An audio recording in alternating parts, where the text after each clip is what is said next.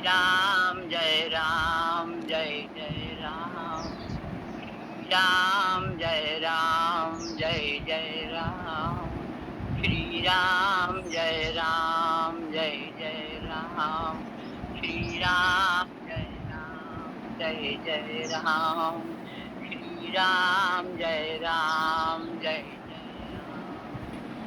राम, राम जय जय राम, जय जय रघुवीर समर्थ, जय श्री राम.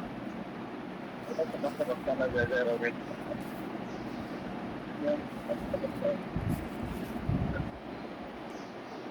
आपण विनंती करतो या पद्धतीने जय जय रघुवीर समर्थ. जय जय रघुवीर समर्थ.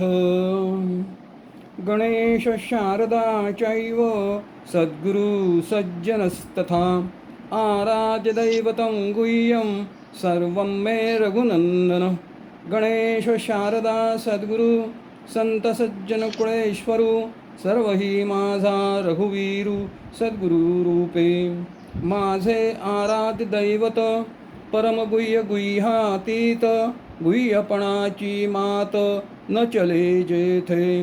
यो जातो मरुदंशयोक्षितितले संबोधयन् सज्जनान् ग्रंथं यो रचयन् सुपुण्यजनकं श्रीदासबोधाभिधं. यः कीर्त्या पठनेन सर्वविदुषां स्वान्तापहारे सदा सोऽयं मुक्तिकरक्षितौ विजयते श्रीरामदासो गुरुः. मला वाटते अंतरित्वा वसावे तुझ्या दासबोधासित्वा बोध व्हावे.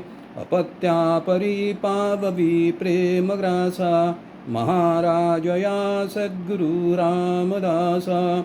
ब्रह्मानन्दं परमसुखदं केवलं ज्ञानमूर्तिं द्वन्द्वातीतं गगनसदृशं तत्त्वमस्यादिलक्ष्यम्. एकं नित्यं विमलमचलं सर्वधी साक्षिभूतं भावातीतं त्रिगुणरहितं सद्गुरुं तन्नमामि. गुरुर्ब्रह्मा गुरुर्विष्णु गुरुर्देवो महेश्वरः गुरुः साक्षात् परं ब्रह्म तस्मै श्रीगुरवे नमः. अनेन प्रीयतां देवो भगवान् जानकीपतिः श्रीरामचन्द्रपूर्वेषाम् अस्माकं कुलदैवतं श्रोता वक्ता श्रीरामसमर्थ. जय जय रघुवीर समर्थ. श्रीराम. समूहात उपस्थित असलेल्या सर्वांना सादर प्रणाम. आज मनाच्या श्लोकातील 127 श्लोकावरचं निरूपण म्हणा, चिंतन म्हणा सुरू करत आहे. 127 श्लोक आहे तो असा आहे. जगी धन्य तो रामसुखे निवाला, कथा ऐकता सर्व तल्लीन झाला. देह भावना रामबोधे उडाली, मनोवासना रामरूपी बुडाली. अतिशय सुंदर असा हा श्लोक आहे. मना श्लोक सर्वच श्लोक सुंदर आहेत. हे मागं आपण अदा आठवल्यांच्या एका आधार घेताना लतेने फिरायला जाताना छोटंसं मनाचं पुस्तक ठेवायचं आणि जे पाणी येईल त्याचं ते म्हणायचे, त्याचं चिंतन करायचे आणि मग जो आवड असेल त्याला खूण करायचे. काही दिवसांनी बघितलं तर बहुतेक सर्वच त्या श्लोकांना त्याने आवडल्याच्या खुणा केल्या. हा भाग त्याचप्रमाणे सर्व श्लोक येत आहेत त्यात.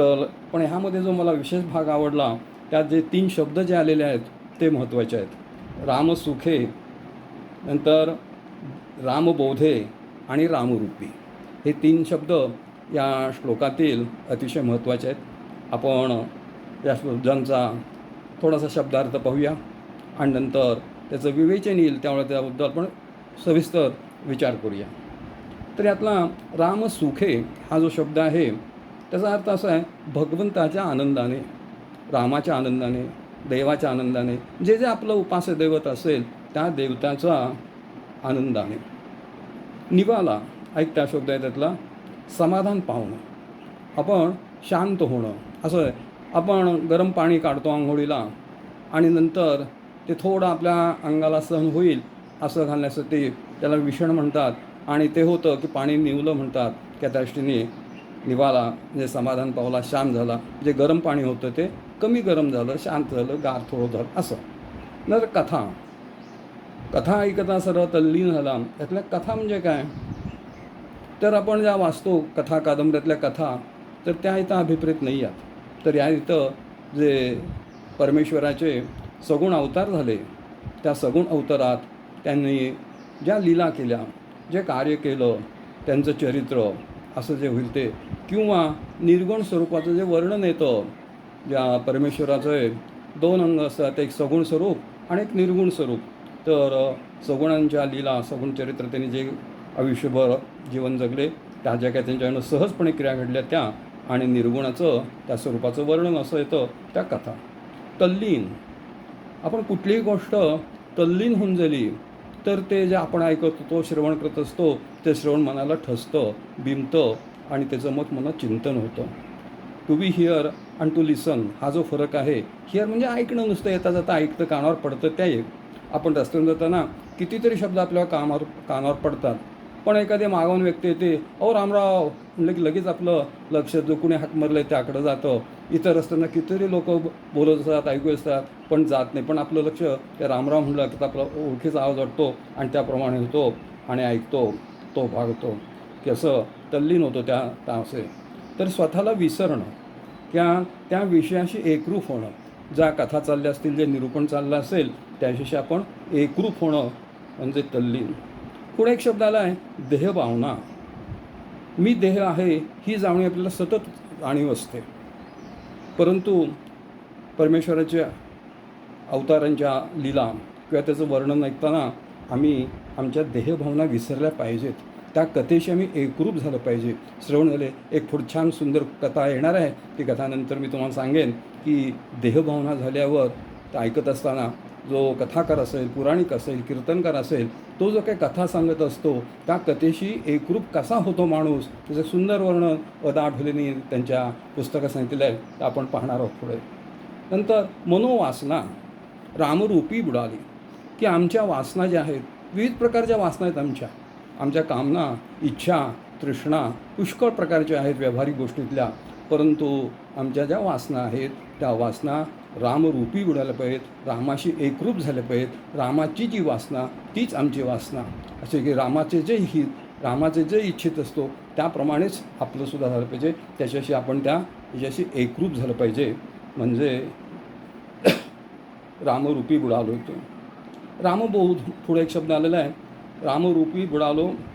तर रामरूप म्हणजे काय किंवा रामबोध म्हणजे काय, तर भगवंताचं ज्ञान जे होतं आम्हाला, की भगवंत काय आहे, कसं आहे, त्याच्यात आपण लीला ऐकतो, वर्णन ऐकतो, त्याच्यातून जो ज्ञान होतं ते म्हणजे रामबोध. उडाली, लोपली, नाहीशी झाली, त्याप्रमाणे असं आहे.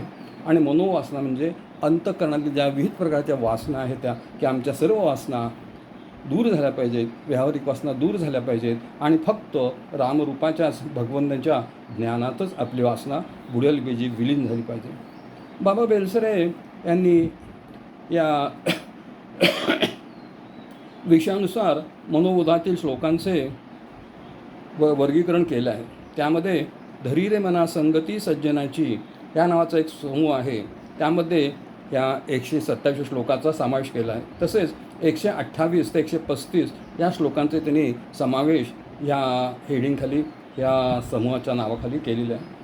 समर्थवती चिंचोळकर यांनीसुद्धा विषयांसुद्धा वर्गीकरण केलं, जवळ 20-25 वर्गीकरण त्यांनी केलेले आहेत. त्यामध्ये हा 127 श्लोकाचा समावेश त्यांनी जो केला आहे. तर विषय चिंतनाचा त्याग ह्या त्यांनी त्या समूहाला नाव दिलेलं आहे, की आमचे जे विविध प्रकारचे विषय असतात त्या विषयांचा त्याग केला पाहिजे. असे जे काही मना श्लोकातील श्लोक आहेत त्या श्लोकांचं त्यांनी वर्गीकरण केलेलं आहे. ते 57 ते 61 असे आहेत, 64, 65, 125, 130, 168 आणि हा 127 श्लोकसुद्धा विषय चिंतनात त्याग करावा आम्ही त्या समूहात केलेला आहे. तसंच शिवाजीराव भावे यांनी मना श्लोक 2 भागात विभागले आहेत. शिवाजीराव भावे विनोबांचे भाऊ, त्यांचं तर्कन संगती मनाचे श्लोक, तर्कन अतिशय सुंदर छोटंसं 100-150 पानांचं एक छोटंसं पुस्तक आहे, पण अतिशय सुंदर पुस्तक आहे. त्यामध्ये त्यांनी 2 भागात वर्णन केले. त्यांनी 2च भाग केलेत, एक पूर्वार्ध आणि एक उत्तरार्ध. तर पूर्वार्धामध्ये त्यांनी 1 ते 132 श्लोकांचा समावेश केला आहे आणि त्यामध्ये सुद्धा 127 श्लोक येतो भक्तिपर. हे जे श्लोक आहेत 132पर्यंतचे ते भक्तिपर आहेत आणि दुसरा जो आहे तो 133चा 205 भक्तिपरच त्यांनी म्हणलेलं आहे, पण एक पूर्वार्ध आणि उत्तर अशा 2 भागात. कारण मला श्लोक सांगताना दुसरा श्लोकातच त्यांनी भक्तीचाच उपभोग केलेला आहे, भक्तिपंथेची जावे असं सांगितलं आहे. त्यामुळं त्यांनी ह्या भक्ती पूर्वार्ध आणि उत्तरार्ध असा भाग केलेला आहे. नंतर पांगारकरांनी जे केलेले आहेत ते पुष्कळ त्यांचे प्रकार आहेत. 28 ते 135 जे एक वर्गीकरण केलेलं आहे या श्लोकांचं, राघवाचा पंथ सगुण भक्ती असंच त्यांनी सुद्धा ते वर्णन केलेलं आहे आणि त्यामध्ये सुद्धा 127 श्लोक येतो. परंतु त्यांचं आणखी एक वैशिष्ट्य आहे पांगारकरांचं, तर त्यांनी पुन्हा त्याचे 11 भाग केलेले आहेत जवळजवळ. तर त्यामध्ये 28 ते 37 हा एक संच आहे, गट आहे. त्यामध्ये नुपेक्षी कदा रामदासाभिमानी असं पालुबोध असलेले श्लोक आहे. नंतर 28 ते 46पर्यंतचे आहेत मना सज्जना राघवी वस्ती कीजे. आणि तिसरा जो त्यातील आहे 47-56 जगी धन्य तो दास सर्वोत्तमाचा. नंतर 43 ते 46 या श्लोकामधून राघवाचे सतत ध्यान राहण्यासाठी उपाय सांगितला आहे. अशा प्रकारे त्यांनी उपभाग केलेले आहेत. ते पाहण्यासारखे आहेत. 1 मिनिट. नंतर चौथा जो भाग आहे त्यांचा तो निष्काम भक्ती व वादविरोध या नावाखेले ते 57 ते 66 आहेत. नंतर प्रभाते मनी राम चिंतित जावा अशा त्या 67 ते 76 रामावर विश्वास ठेवला काय होतं हे 77 ते 80 नामस्मरणाचं महत्त्व सांगणारे 81 ते 102. नंतर क्रियेवीण वाचाळता व्यर्थ आहे. आम्ही ज्या काय क्रिया करणार आहोत त्या जर क्रिया केल्या नाहीत, नुसतंच बडबड केली तर ते सगळं बडबड व्यर्थ आहे असे सांगणारे 103 ते 105 असे श्लोक आहेत. नंतर तुटेवाद संवाद तो हितकारी 107 ते 115 नुपेक्षी कदा देव भक्ताभिमानी 116 ते 127 असं आहे. आणि सत्संगात रामभक्ती 128 ते 135. यापूर्वी आपण जे 126पर्यंतचे श्लोक निरूपण चिंतन ऐकलेलं आहे त्यामध्ये याचा सविस्तर उहापोह झालेलं आहे. त्या वक्त्यांनी सुंदरप्रमाणे त्याचं निरूपण केलेलं आहे. यामध्ये जनी आणि जगी हे 2 शब्द आलेले आहेत. याविषयी मागे एकदा बोलताना जनी आणि जगीबद्दल विचार केलं होतं. परत आता थोडं त्याविषयी वर्गीकरण कुठे किती हे शब्द आलेले आहेत ते सहज शोध घालून घेतला तर ते दिसून आले की मनाच्या श्लोकामध्ये पुष्कळ वेळा वापरलेले आहेत व त्याचे अर्थही भिन्न भिन्न आहेत. सर्वसामान्यपणे जनी म्हणजे जनामध्ये, लोकामध्ये म्हणजे जगामध्ये अशा अर्थाने वापरला जातो व जगी हा शब्द जगामध्ये, विश्वामध्ये व्यवहारात असा होतो. असे जर पाहिले तर जगी हा शब्द 22 वेळा वापरलेला आहे, तर जनी हा 34 वेळा शब्द वापरलेला आहे. त्याचे वर्गीकरण केले, त्याचं वर्गीकरण काय वाचून दाखवत नाही. जनी याचा अर्थ जन्म, उत्पत्ती असा सुद्धा होतो आणि जनी याचा अर्थ संत सज्जन जे आहेत त्यांचे अशा दृष्टीने अर्थ सांगितले जातात. आता बाबा बेलसरे यांनी जो या मला श्लोकाचा अर्थ सांगितलेला आहे तो अर्थ पाहूया. तर भगवंताच्या दिव्य गोष्टी ऐकता ऐकता त्याच्याशी तादात्म्य पावतो आणि भगवंतांच्या दिव्य आनंदाने जो समाधान पावतो तो या जगात खरोखर धन्य होय. भगवंताच्या ज्ञानप्रकाशाने मी देह आहे ही तिची भावना नाहीशी होते आणि त्याच्या अंतर्यामातील साऱ्या वासना भगवंताच्या स्वरूपात विलीन होऊन जातात असा त्याने सरळ सरळ अर्थ ह्या श्लोकाचा दिलेला आहे. मनोबोधाची रचना कोणत्या प्रसंगी झाली हे आपण सर्वांना माहीत आहेच. यापूर्वी बऱ्याच वक्त्यांनी सविस्तरपणे सांगितले आहेच. ते एक तत्कालीन कारण म्हणता येईल की भिक्षा मिळाली नव्हती, भिक्षा कमी मिळाली नव्हती, महाराज येत होते तिथे आणि अयाचित वृत्तीने वागणाऱ्या समर्थांना पुन्हा महाराजांना मागायला पाठवावं असं वाटलं नाही म्हणून ते मला श्लोक रचले वगैरे, पाठवले वगैरे. हे सर्वांना कथा माहिती आहे किंवा आख्यायिका सांगितली जाते. भक्तिमार्गाने वाटचाल करण्याचे साठी हा मनोबोध हा दीपस्तंभासारखा आहे. मनसबोध की हा भक्तिमार्गाने कसं जावं, भक्तिमार्गाची वाटचाल कशी करावी हे दर्शवणारा हा एक दीपस्तंभ आहे. अशा ह्या लक्षात येईल आपल्याला. नंतर दुसऱ्या श्लोकातच समर्थन म्हणे, मना सज्जना भक्तिपंथेची जावे, तरी श्रीहरी पाविजे तो स्वभावे, जनी निंदते सर्व सोडवून द्यावे, जनी वंद्यते सर्व भावे करावे. मगाशी शिवाजीराव भावे किंवा पांगारकरांनी जे वर्गीकरण केलेलं आहे भक्तिपर भावेंचं पूर्वार्ध आणि उत्तरार्ध, किंवा आपण मगाशी जे 11 भाग पाहिले 135 श्लोकापर्यंतचे पांगारकर्ते, की त्यांनी भक्तिमार्गच म्हणलेला आहे. म्हणजे मनात श्लोक रचण्याची मुख्य उद्देश भक्तीचा आहे. जसा दासबोधासुद्धा रचना भक्तिमार्गाची वाटचाल कशी करावी या सांगण्यासाठीच आहे. परंतु दासबोधामध्ये सर्व गोष्टी व्यवहारात कसं वागावं त्या दिलेल्या आहेत आणि परमार्थात कसंही वागावं ते दिलं आहे. परंतु जर पाहिलं तर यामध्ये मनाश्लोकामध्ये फक्त भक्तीचाच जास्ती करून विचार केलेला दिसून येतो. मनोबोधाच्या पायास्वरूप श्लोकामधून भक्तिमार्गाचाच उल्लेख केला आहे. संपूर्ण मनोबोधामध्ये भक्तिमार्गाचाच पुरस्कार केला आहे. 28 ते 135 श्लोकामधून क्रमाक्रमाने भक्तिमार्गाची वाटचाल कशी करावी याचे उत्तम मार्गदर्शन केले आहे. हे 11 भाग हे भक्तिमार्गाचे सोपानच असे म्हणाला. या सोपानामधून काय सांगितलं आहे तो थोडक्यात पाहूया. हे झालेलं आहे, परंतु थोडं विवरलेचे विवरावे त्याप्रमाणे थोडं उजळणी करूया. जे रामाचे दास झाले, रामाला स्वामी मानले आहे, तो राम दासाची भक्तांची कधी उपेक्षा करीत नाही. हे 28-37 या श्लोकावरून सांगितलं आहे. तसंच प्रभू रामचंद्राचे श्रेष्ठत्व व सामर्थ्य याचे सुंदर वर्णन केले आहे. हे हा राम कसा आहे त्याचे वर्णन करताना राम हा सृष्टीचा पालन करता, दिनांचा कैवारी एवढेच नव्हे तर देवांचाही आधार आहे असं पाहिलं. तो 31 श्लोक पाहिला तर त्यामध्ये दिसून येतं. भक्तांचा जो भाव असेल त्याचे रूप धारण करतो.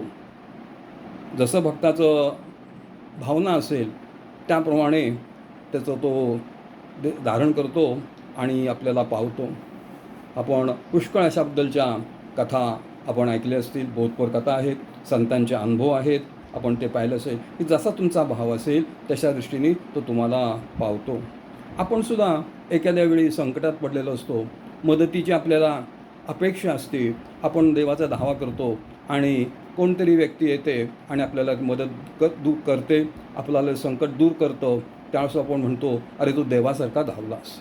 म्हणजे जो जी व्यक्ती आली असेल ती देवासारखीच आपल्याला होती. जसा देव त्या गजेंद्र मोक्षावेळी धावला किंवा द्रौपदीच्या वस्त्रहरणाच्या वेळी धावला, त्याचप्रमाणे फक्त ती बघण्याची दृष्टी आम्हाला पाहिजे. येणारी व्यक्ती ही देवस्वरूप आलेली आहे, निराळ्या रूपात आणि नामरूपानं आलेली आहे, पण ती देवच आहे ही बघण्याची दृष्टी जेव्हा आमची भक्तिमार्गाने वाटचाल योग्य दिशेने चालली असेल तर आम्हाला येणारी कोणतीही व्यक्ती आपल्या संकटात मदत करणारी ही देवस्वरूपच आहे ही भावना होते.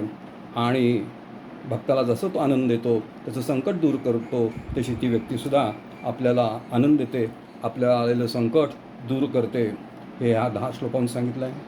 नंतर 38 ते 42 या श्लोकावरून राघवी वस्ती कीजे म्हणजे काय, तर देव आपलाच होणे म्हणजे आपला सर्व अहंकार किंवा मीपणा नाहीसा होऊन तोच एक सर्व काय असे वरचेवर विचाराचे अनुभव घेणे म्हणजे राघवी वस्ती करणे.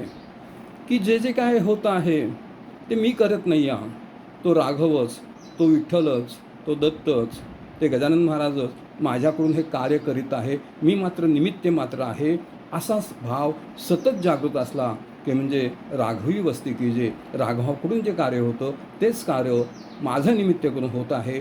हा भाव जर आपल्याला असेल तर मी कोणतेही कार्य करीत असो माझ्या ठिकाणी अहंकार निर्माण होणे. भक्तिमार्गामध्ये अहंकार हा नाशाला कारणीभूत होतो.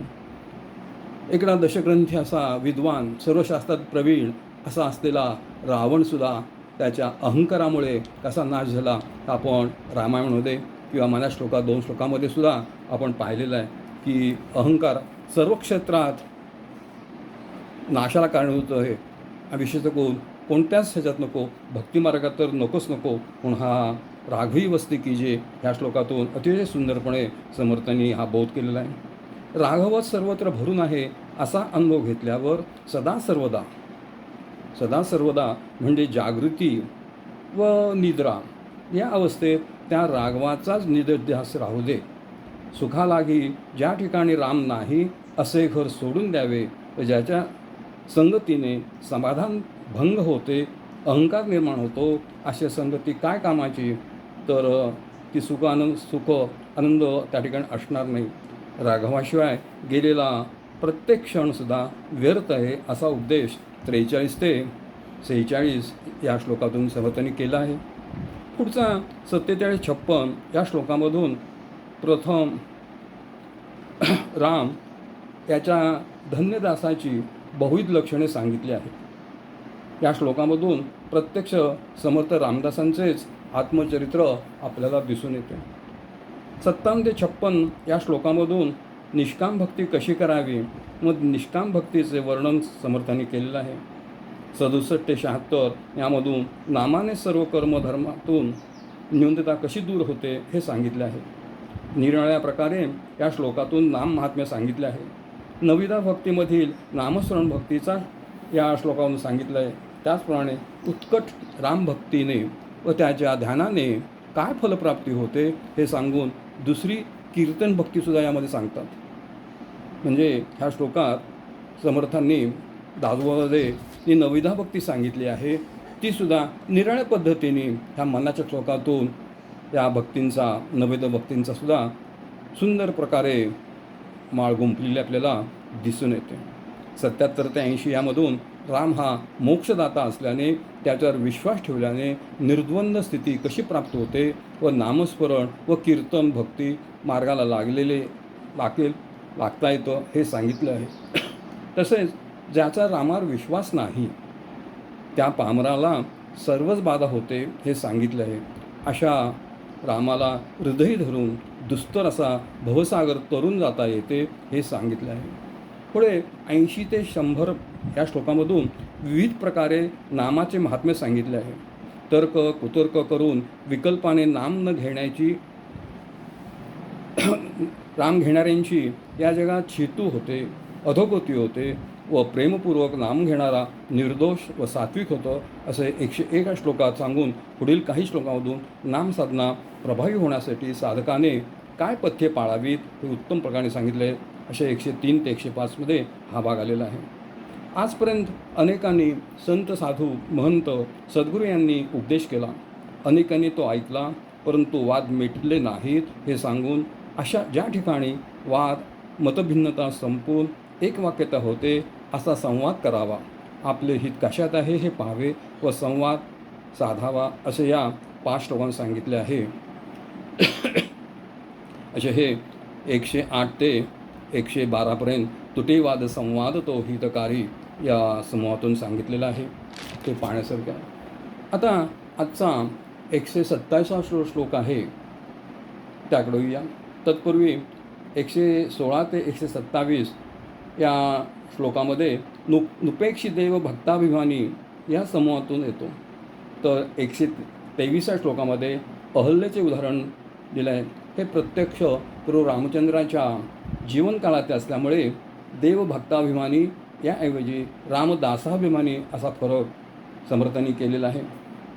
तोही पाहण्यासारखा आहे. आणि बाकीच्या पूर्वी होऊन गेलेला घटना असल्यामुळे तर राम म्हणून शब्द आणि तर देव हा शब्द दास हा शब्द वापरलेला आपल्याला दिसून येतो. 117 श्लोकाच्या निरूपणाच्या वेळी हा भाग मी सांगितला होता. आता फक्त आठवण करून देत आहे. भक्ताच्या किंवा दासाची राम उपेक्षा करीत नाही. त्याची कामना इच्छा कशा पूर्ण करतात हे पुराणामधील विविध कथांचा आधार समर्थांनी रामदासांनी त्या माझ्यासारख्या पटवून दिला आहे. समर्थ रामदासस्वामी जसे संत महंत मठपती निस्पृह आहेत तसेच ते लोकशिक्षक आहेत. एखादा उत्तम शिक्षक जे गुण असतात त्याच्या क्वालिटीज असतात त्या सर्व संतांचे असतात, पण प्राकट्याने जर पाहिलं तर समर्थांच्या ही त्या गोष्टी त्यांच्या ठिकाणी दिसून येतात. राम कोणाची उपेक्षा करीत नाही हे एका श्लोकात ते सांगता आलं असतं समर्थांना, की राम कोणाची उपेक्षा करत नाही हा वाक्य त्यांनी एका श्लोकाचं सांगितलं असता. परंतु एखादी गोष्ट विविध प्रकारे सांगितली, अनेक उदाहरणं देऊन सांगितली, तर ती समजा 10 उदाहरणं सांगितली, त्यातलं आमचं एक जरी उदाहरण सांगितलं लक्षात राहू शकतं त्याशी पाहण्यासारख्या. म्हणून विविध कथा त्यांनी या श्लोकातून सांगितल्या. त्यातली कुठलीही जरी कथा आपल्या लक्षात राहिली तरी समर्थांना जो समर्थ दासाची उपेक्षा करत नाही हा भाग मनात ठसेल. म्हणून समर्थाने अशा ह्या पुढच्या समूहातून राम भक्ताची दासाची उपेक्षा करीत नाही हे पूर्वीचे दाखले दिले आहेत. त्यांच्या विधानावर लगेच विश्वास बसतो म्हणून या श्लोकातून पूर्वीचे दाखले दिले आहेत. एखादी गोष्ट जर सांगायची असेल, तत्त्व जर सांगायचं असेल तर त्याला आधार लागतो. कोर्टामध्ये सुद्धा एखादी केस चालवत असताना जर त्या पक्षकाराला माझा जो आरोपी ते केलेला आहे तो निर्दोष कसा आहे, त्याला हे कलम कसं लागू होत नाही हे कसं चुकीचं लावलेलं आहे, हे वकील निष्णात वकील आधीच्या पूर्वीच्या जे न्याय निवडलेले असतील त्याचे दाखले देतो आणि तेच दाखले माझ्या ह्या आरोपीला ते लागू होतात, तो कसा निर्दोष आहे हे पटवून देतो. त्याचप्रमाणे समर्थांनी या ठिकाणी पूर्वी होऊन गेलेल्या संतांच्या किंवा दासांच्या भक्तांच्या विविध कथा यामध्ये सांगितल्या आहेत आणि राम कसा भक्तांचा दासाभिमानी आहे, अभिमान घेणार आहे हे आपल्याला दिलेलं आहे. त्या कथासुद्धा पूर्वीच्या निरूपणकारांनी चिंतन करताना सांगितलेल्या आहेत. फक्त उजळणी करतो कोणाकोणाची आहे लक्षात यावं म्हणून येते. 116 अंबरीष ऋषी उपमन्यू यांची कथा आहे. 117 ध्रुव बाळाची आहे. 118 गजेंद्र मोक्षाची कथा आहे. 119 अजामळ अजामळाच्या कथेचा उल्लेख 95 श्लोकामध्ये सुद्धा आला होताच.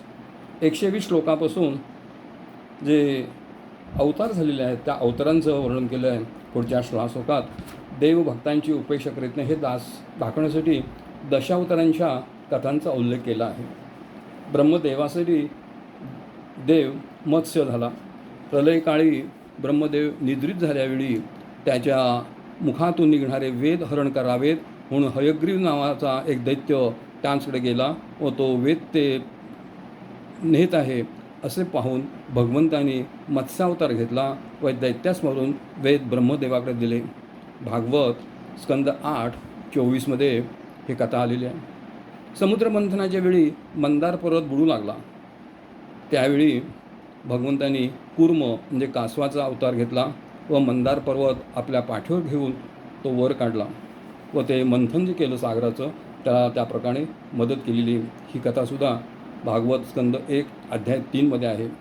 परंतु ही कथा समर्थांना तितकीशी अभिप्रेत नाही. निर्माण झालेली सृष्टी आपल्याच भारामुळे समुद्रात बुडू लागली तेव्हा भगवंतांनी परमेश्वराचे म्हणजे कासवाचे रूप धारण करून पृथ्वीला आपल्या पाठीचा आधार दिला व ती तोलून धरली, बुडू दिली नाही. ज्यात दैत्याचा वध केला नाही असा हा एकमेव कुर्मावतार आहे. समर्थांनाही धरी कुर्म रूपे धरापृष्ठावर भागी असंच तिथं तो चरण त्यांनी वापरलेला आहे. असंच त्याचं वर्णन केलं आहे. तिसरा अवतार पुढचा वराह अवतार.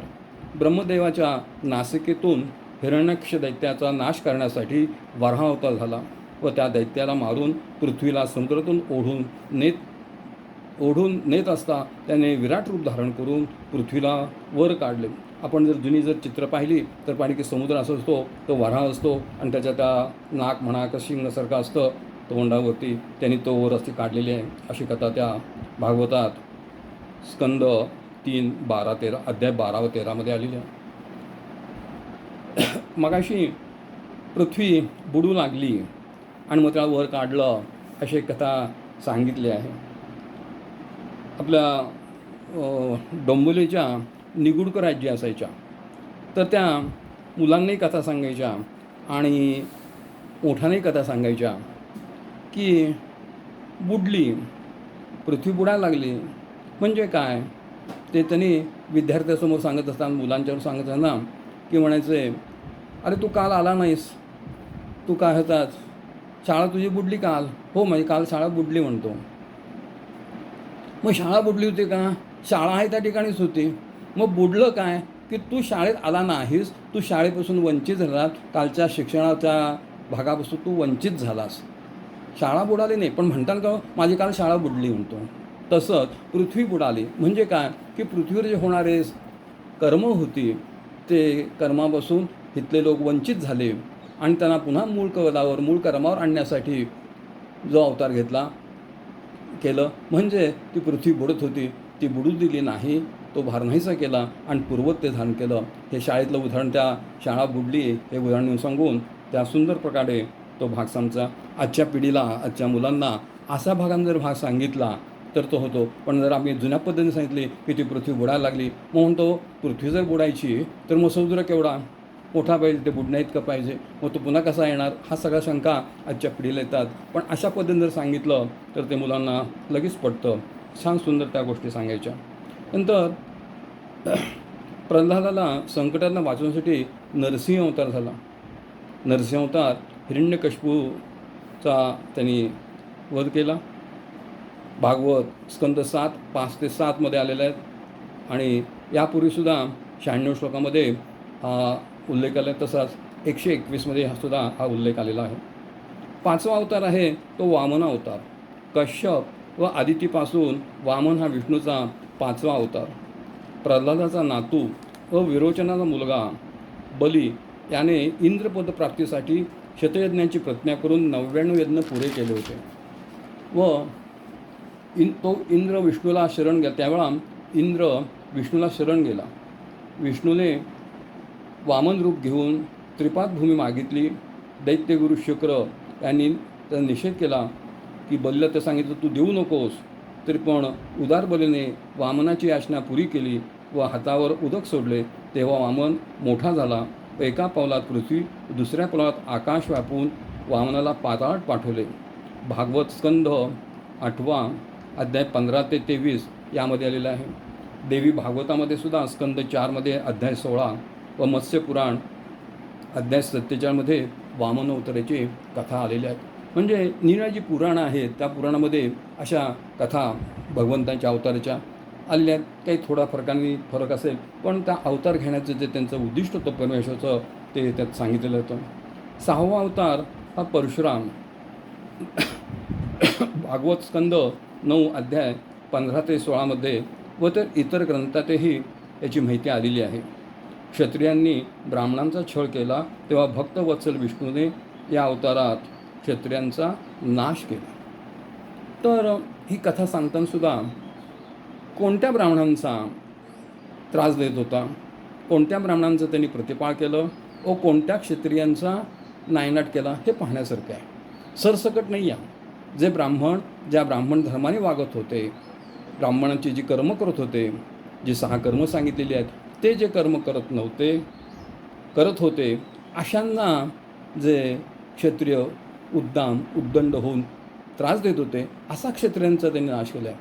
जे क्षत्रिय यांना काही त्रास देत नव्हते असा क्षत्रियांचा नाश त्यांनी केलेला नाही, असं आपल्याला ह्या कथातून बोध घेणं महत्त्वाचं आहे. सरसकट ह्या कथा अर्थात सगळ्या अवतारांच्या ह्या बौद्धकथा म्हणून सुद्धा पाहिल्या पाहिजेत आणि प्रत्यक्ष अवतार कार्य म्हणूनही पाहिल्या जात. दोन्ही अंगाने आपण ज्या कथांचा जर अभ्यास केला तर त्यातलं मर्म लक्षात येतं आणि आजच्या पिढीला ते सांगणं सोयीस्कर होतं. 7वा अवतार प्रभू रामचंद्र व 8वा अवतार भगवान श्रीकृष्ण यांची चरित्र तर विश्रुत आहेत. याबद्दल पुष्कळ चरित्र निरनिराळ्या काळात आजसुद्धा निरनिराळ्या लेखकांनी लिहिलेली आहेत. त्याच्यावर कथा कादंबऱ्या पण लिहिलेल्या आहेत. पण त्या कथा कादंबऱ्या वाचताना त्या कथा कादंबऱ्या आहेत, अवतार त्याने आधाराला घेतला आहे हा भाग घेतला पाहिजे आणि त्यामध्ये कथा कादंबऱ्याचे जे गुण असतात ते गुण त्यामध्ये वापरले आहेत. पण मूळ कथा ज्या आहेत त्या मूळ कथा आपण त्याचा उद्देश समजून घेतला पाहिजे आणि कथाचा जो आशय आहे मुख्य तो लक्षात ठेवला पाहिजे आणि बाकीची जी वर्णन आहे ते आपण विसरून गेली पाहिजे. 9वा अवतार बुद्ध म्हणून सांगितला. बऱ्याच ठिकाणी लोकांची अशी समजूत आहे की सिद्धार्थ किंवा गौतम बुद्ध हा देवाचा 9वा अवतार आहे. परंतु मला पटतही नव्हतं जेव्हा विद्यार्थी देशात होतो की जो मूळ वेदांना मानणारा जो वैदिक सनातन धर्म जो होता तो बौद्धांना मान्य नव्हता. त्याच्या विरुद्ध त्यांनी सर्व कार्य केलेलं दिसून येतं. त्यांनी एक निराळी पद्धती सांगितली. म्हणून तो बुद्ध अवतार, मग असा जो मूळ ह्याला जो विरोध करणारा आहे तो कसं काय अवतार होईल, तर तो नसणार आहे ते. तर याबद्दल विठ्ठल जो आहे तो सांगितलं आणि मौन पाळलं असं म्हणलेलं आहे. बौद्ध मौनी झाला किंवा मुनी झाला म्हणलेला आहे. तर त्याच्या ह्याच्यात तो काही बोलत नाही, ते शांत तो पाहतो असा. किंवा विठ्ठलसुद्धा पाहिला, पण त्याचं रूप जर पाहिलं तर तो कमरेवर हात घेऊन उभा राहिलेला आहे आणि भवसागर तुम्ही बुडणार नाही हा तो आश्वासन देणारा अशी ती विठ्ठलाची मूर्ती आपल्याला मुक्यानेच आपल्याला सांगतं. त्यामुळे आद्य शंकरांनी जे स्तोत्र केलेलं आहे ते स्तोत्र मुळातून तुम्ही पाहावं, त्यातला तो भाग आहे तो पाहावा. आणि पुढचा कलंकी अवतार होणार आहे, व्हायचा आहे. परवाच एक मला वाटतं 2-4 महिन्यापूर्वी प्रमोद आचार्य त्यांनी, गाव विसरलो मी आता इथे, पण त्या कलंकी अवताराचं एक मंदिर बांधलेलं आहे आणि आपले आजचे पंतप्रधानसुद्धा त्या मंदिराचा पायाभरणी म्हणत नाही उद्घाटन वाचता गेले होते. आता आजचा जो 127 श्लोक आहे त्या श्लोकाकडे पाहूया पुन्हा एकदा. जगी धन्य तो राम सुखे निवाला, कथा ऐकता सर्व तल्लीन झाला, देहे भावना रामबोधे उडाली, मना वासना रामरूपी बुडाली. आता या 9-10 अवतारांच्या ज्या कथा सांगितलेल्या आहेत किंवा निराळ्या संतांना, निराळ्या भक्तांना ज्या कथा ऐकून त्यांचं संकट दूर झालेले आहेत, आनंद झालेले आहेत, अशा कथा ऐकता सर्व तल्लीन, की अशा अवतारांच्या कथा किंवा संतांच्या कथा, त्यांच्या जीवनात घडलेल्या लीला किंवा एखाद्या दासाला, भक्ताला आलेल्या ज्या कथा असतात त्या कथा ऐकत असताना तो राम सुखे निवाला, की रामांनी त्यांना त्या अवतारात किंवा त्या कार्यावेळी त्याला आनंद दिला. त्या आनंदात आम्ही त्याची जी संकटं दूर झाली त्या संकटामुळं त्याला जो आनंद झाला तोच आनंद आम्हाला सुद्धा व्हावा, होतो, असा भाग या दुसऱ्या चरणात दुसऱ्या समर्थांना सांगायचा आहे असं आपल्याला दिसतं. या श्लोकामधील रामसुख, रामबोध, रामरूपी हे 3 शब्द माझ्या दृष्टीने अत्यंत महत्त्वाचे आहेत. माणसाची, तुमची, आमची जीवनभर जी धडपड या सारासाठी चालू असते. अगदी उठल्यापासून किंवा जन्मलेल्यापासून देह टाकीपर्यंत आम्ही जी सर्व धडपड, शिक्षण, नोकरी, व्यवसाय, धंदा का करत असतो, तर मला सुख मिळावं. सर्वांची धडपड सुखासाठी चालू असते. असं कोण भेटणार नाही की मला दुःख मिळावं म्हणून. क्वचितच मिळेल एखादा, अर्थात त्या कुंतीसारखा, पण तिचा भाग निराळा आहे की तुझं नाम माझ्यात यावं यासाठी माझ्यावर जर संकट आली तरी चालतील. किंवा तुकाराम म्हणजे म्हणतात आम्हाला गर्भवासी घालावे परंतु तुझं नाम आमच्या तोंडी राहावं, यासाठी त्या गर्भवासाची सुद्धा त्या जन्ममरणाची सुद्धा आम्हाला क्षिती नाही, असे संत तुकाराम किंवा ती कुंती म्हणते. तो भाग वेगळा आहे. ते आमची सर्व धडपड या सुखासाठी, सुख मिळावं यासाठी असते.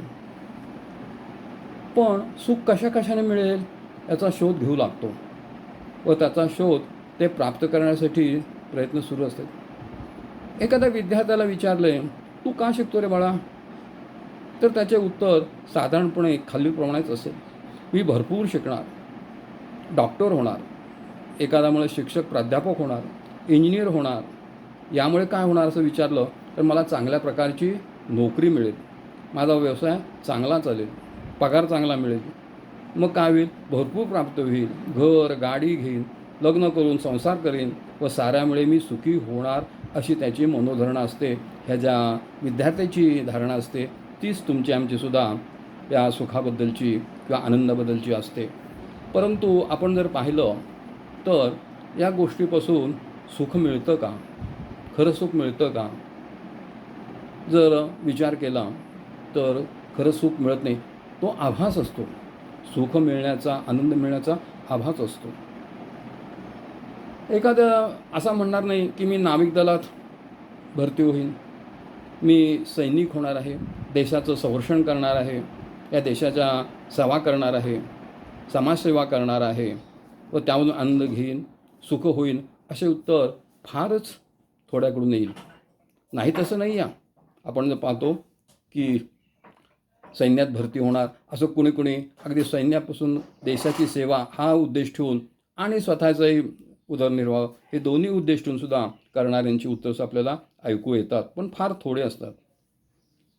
ह्या ज्या कल्पना असतात प्रत्येकाच्या सुखाच्या आनंदाच्या कल्पना, तो ज्या वातावरणात ज्या समाजात वावरत असतो त्यावर अवलंबून असतात. यामध्ये जीवनाची धन्यता आहे असे त्याला वाटणारच, की त्याची आपण तो पाहतो.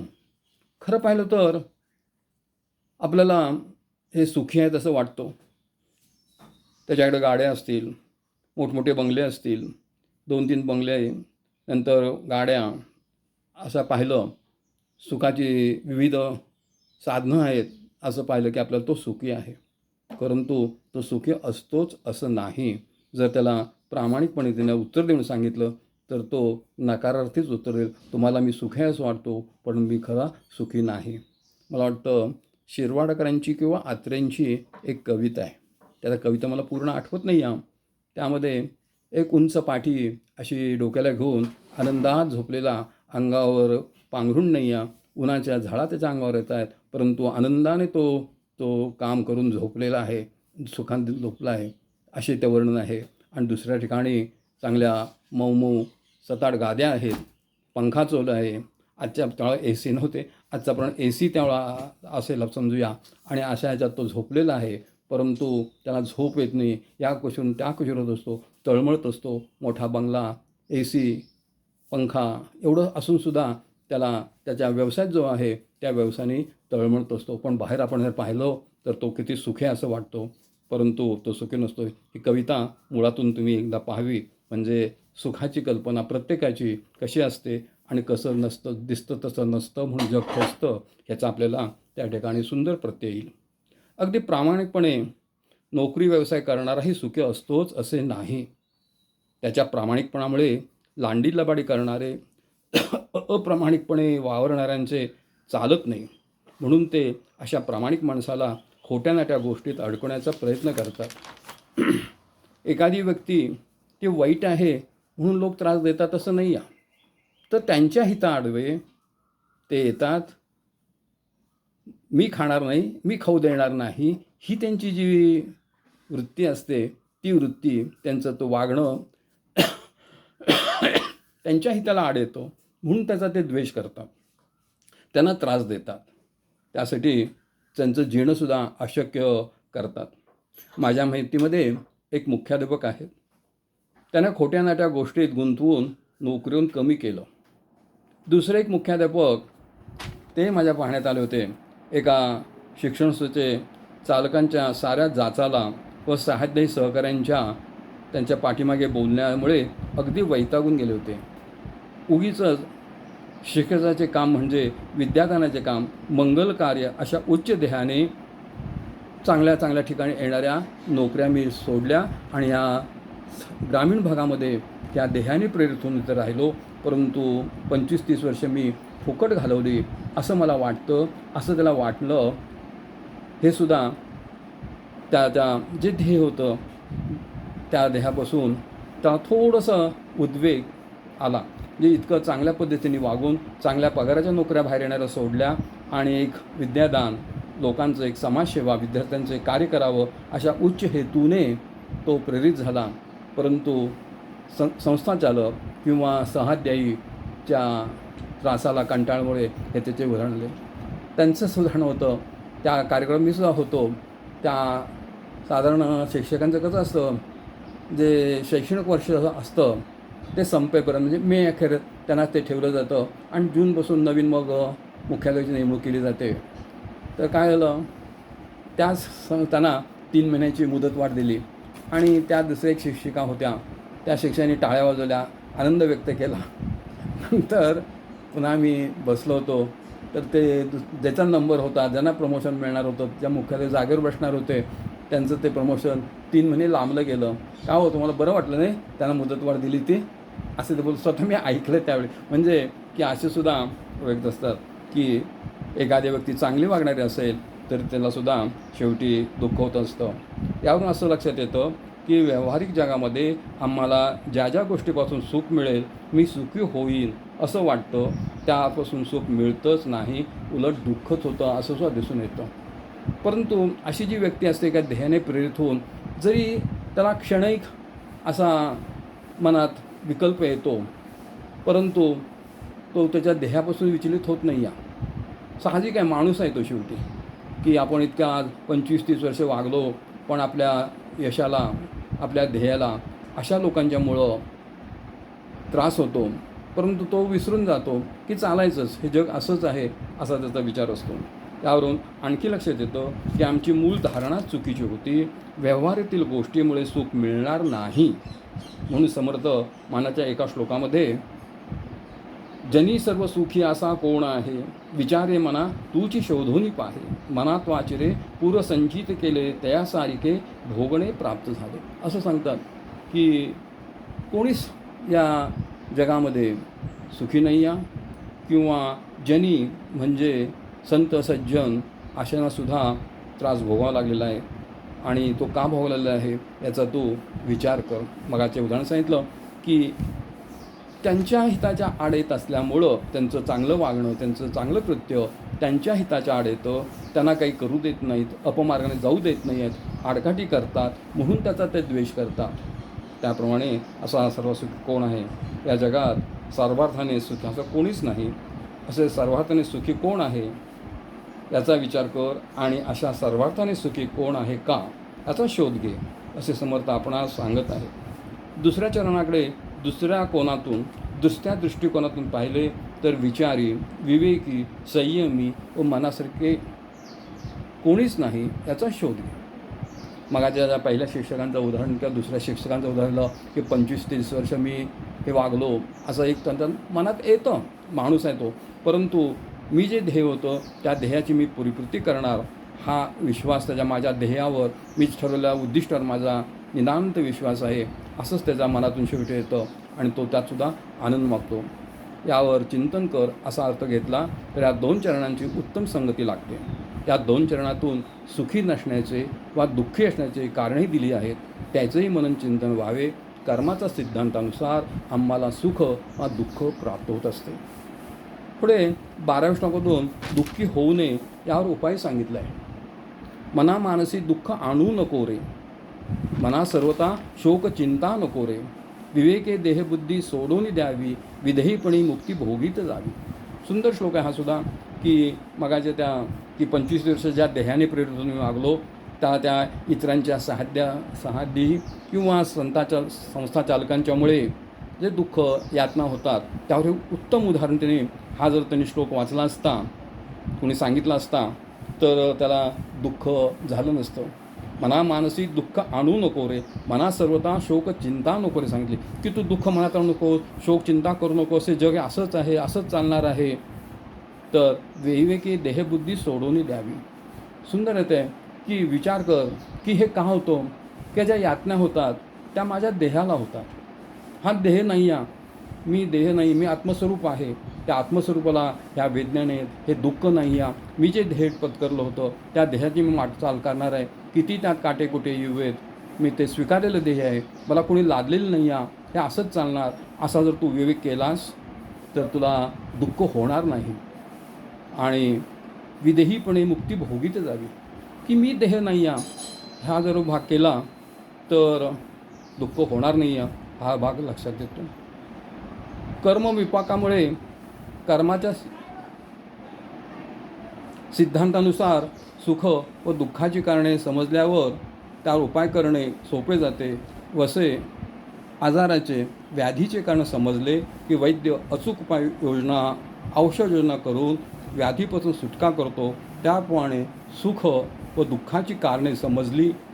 देहबुद्धीमुळेच मला दुःख होते, ही देहबुद्धी म्हणजे हा देह व देहाचा संबंधाने येणारे सर्व व्यावहारिक गोष्टी माझ्या नाहीत, त्यांचा माझा संबंध नाही, हा भाव सतत मनात बाळगून सर्व व्यवहारी उपाय नातीगोती जपत जायची, म्हणजे दुःख होणार नाही. नातीगोती जपायचीत, व्यवहारात आहेत, पण हे माझे सुखदाते आहेत, हे मी सुख देणारे आहेत असं मानायचं नाही. परंतु कर्तव्य म्हणजे त्यांचे जे आहेत ती आपण जपत जायची, जी कर्तव्य त्यांच्याविषयी करायची ती करत जायची. जसं जगात अंधार नाहीच, प्रकाशाचा अभाव म्हणजे अंधार, तसं दुःखाचा अभाव म्हणजे सुख. ही भावना दृढ होऊन सर्व जगच सुखमय वाटेल, की दुःख नाहीच आहे.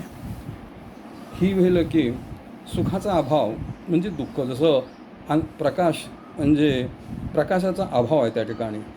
तसंच समर्थ रामदास स्वामी मनाच्या दुसऱ्या श्लोकामध्ये सुखाचा मार्ग कोणता व सुख कशाने मिळेल सांगत आहेत. हे मना, तू भक्तिमार्गाने जावे, त्यामुळे तुला जो सदा सर्वदा सुखरूप आहे, सुखाच्या आनंदाचा कंदच आहे, असा राम किंवा हरी तुला त्याच्या सहज स्वभावामुळे आपोआप प्राप्त होणार आहे. परमेश्वराचा किंवा देवाचा सहज स्वभाव आहे की भक्ताला सुख देणं. तो सुखरूप आहे, सुखाचा कंद आहे, तर असा तो तुला सुखच देणार आहे.